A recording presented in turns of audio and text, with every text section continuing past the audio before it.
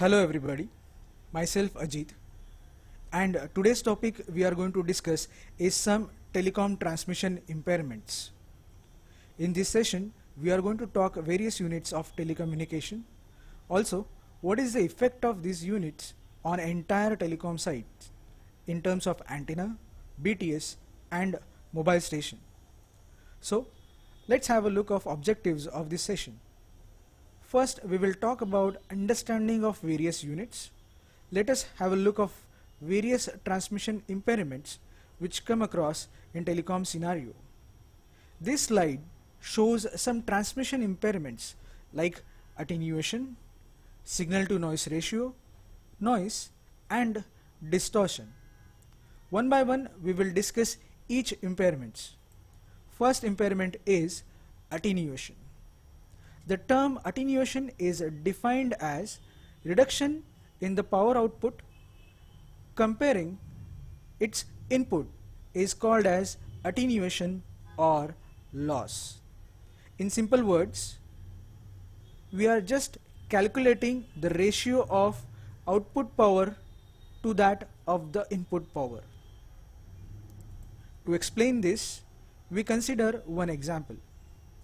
In this concept, let us understand this is a cell with BTS which is communicating with nearest mobile station. When we talk in terms of attenuation, as we rightly said, it is the ratio of output power P2 divided by input power P1. Let us take an example. Antenna delivers 2 watt of power, but MS accepts only 0.5 watt of power, which seems there is a loss in power accepted by the MS.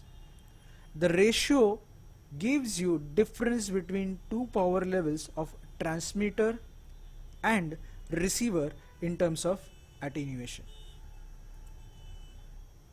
Second point or second impairment that we are going to discuss is S/N ratio or signal to noise ratio. Okay, this signal to noise ratio is defined as average signal power to the average noise power at any point in a transmission path. In other words, this parameter gives us amount of interference which is caused in a given cell. For example, there is a MS, this is MS, there is MS acting as a receiver and antenna acting as a transmitter. If MS gets unwanted signal from a neighboring cell due to which its level of interference noise increases, we say noise parameter is increased. On the other hand, if level of interference from neighboring cell decreases or less, we say the signal parameter is increased.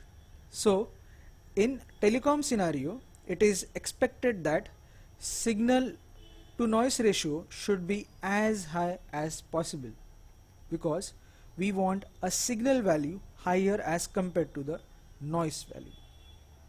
Higher the signal value, lesser will be the noise value, and therefore the complete ratio of S/N or signal to noise will be much more higher.